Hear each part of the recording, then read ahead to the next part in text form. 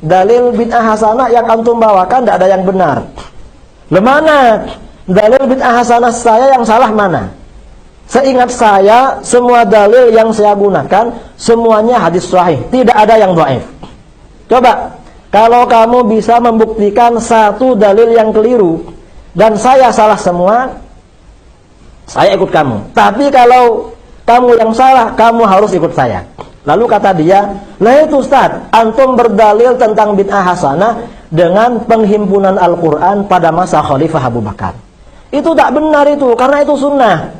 Akhirnya BlackBerry handphone saya sambungkan ke laptop, hadis tentang jam'ul Quran saya ketik.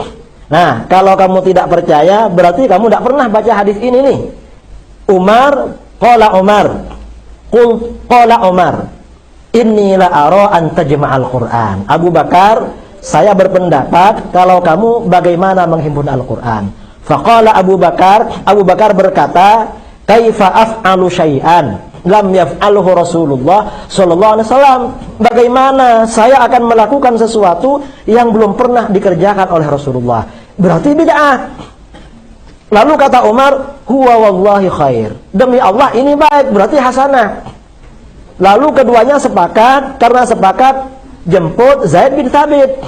Setelah Zaid bin Thabit ditugaskan menghimpun Al-Quran, kata Zaid, kaifa taf'alani syai'an lam yaf'alhu Rasulullah sallallahu alaihi wasallam. Bagaimana Anda berdua, tuan berdua akan melakukan sesuatu yang belum pernah dilakukan oleh Rasulullah sallallahu alaihi wasallam. Lalu kata Abu Bakar dan Umar, huwa wallahi khair. Demi Allah ini baik. Lalu Zaid menghimpun Al-Quran. Berarti kalau begitu, penghimpunan Al-Quran adalah bid'ah hasanah berdasarkan kesepakatan Abu Bakar, Umar, Utsman dan Zaid. Para sahabat juga setuju. Lalu kata dia bagaimana? Kata yang Wahabi, itu pendapat pribadi Abu Bakar dan Umar.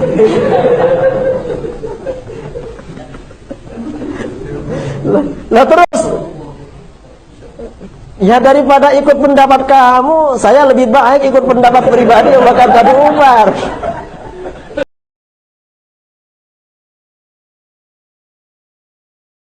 Dalil yang berikutnya yang sering kali digunakan untuk membenarkan bid'ah, bahwa Utsman bin Affan mengumpulkan Al-Quran 30 juz yang belum ada di masa Nabi SAW, pengumpulan Al-Quran. Ya, tidak ada yang mengingkari ya. Maka jawabannya, bahwa menyatakan tidak ada pengumpulan Al-Quran di masa Nabi ini adalah kedustaan terhadap sejarah Islam. Sudah ada pengumpulan Al-Quran, ayat-ayat Al-Quran di masa Nabi alal likham, pada lempengan-lempengan batu, pelepah-pelepah kurma, hanya saja belum sempurna seperti zamannya Utsman. Ya, hanya beberapa ayat. Karena beberapa alasan, karena kondisi belum membutuhkan. Para sahabat masih banyak yang hidup, masih pada menghafal Al-Quran, masih banyak. Nabi masih hidup, dan dikhawatirkan akan tercampur tulisan Al-Quran dengan tulisan hadis di masa itu. Makanya di awal-awal itu dilarang dan tidak dianjurkan. Tapi sudah mulai dikumpulkan pada lempengan-lempengan batu dan pelepah kurma. Kemudian datang masa Abu Bakar, beliau kumpulkan 30 juz Al-Quran. Setelah terbunuhnya 70 ulama Al-Quran para sahabat Nabi di peperangan melawan Musailamah Al-Kadzdzab. Maka Umar datang kepada Abu Bakar, wahai Abu Bakar, 70 ulama Al-Quran sudah meninggal di perang Yamamah melawan Musailamah Al-Kadzdzab. Saya bermandang agar engkau mengumpulkan Al-Quran 30 juz. Tetapi masih boleh dibaca dengan salah satu dari 7 bacaan Al-Quran yang Allah sebutkan, sab'un mathani wal Qur'anil azim. 7 lahjat, karena Al-Quran turun dengan 7 logat bahasa Arab di masa itu. Boleh yang membaca fatabayyan atau membaca fatathabbatu dan seterusnya, selama dari 7 logat itu yang semuanya telah turun kepada Nabi dengan 7 logat itu. Datang di masa Utsman, beliau melihat manusia ini berpecah belah dengan banyaknya bacaan dari 7 bacaan tadi. Ya. Maka ada yang memberi pendapat kepada Utsman agar di Al-Quran ini dijadikan satu bacaan saja dengan bahasa Quraisy saja, karena Arab di masa itu kan bukan Quraisy saja. Al-Quran turun kebanyakannya dengan logatnya Quraisy, ya. Terkadang juga turun dengan selain logatnya Quraisy, Bani Hashim. Dikumpulkanlah Al-Quran dengan satu logat. Tidak ada yang boleh membaca selain logat ini. Adapun 7 qiraah sekarang itu keluarnya dari satu logat ini. Jelas ya?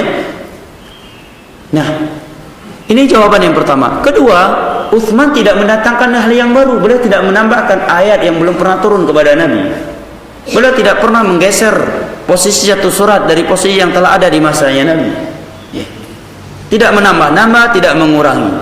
Jawaban yang ketiga, beliau khulafa ar-rasyidin, yang Nabi perintahkan kita untuk mengikuti mereka yang dijamin dengan hidayah dan petunjuk dari Allah Subhanahu wa taala. Keempat, disepakati oleh seluruh para sahabat Nabi, para tabi'in yang menyaksikan hal itu. Tidak ada perselisihan, dan kesepakatan ulama umat secara totalitas itu adalah hujjah, sumber hukum di dalam Islam. Nah, kalau kita sekarang melakukan suatu ibadah yang baru, sepakatnya siapa? Oknum, bukan sepakat seluruh ulama Islam yang ada di dunia. Ini alasannya.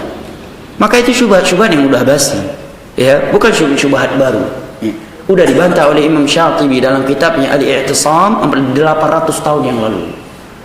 800 tahun yang lalu. Nah,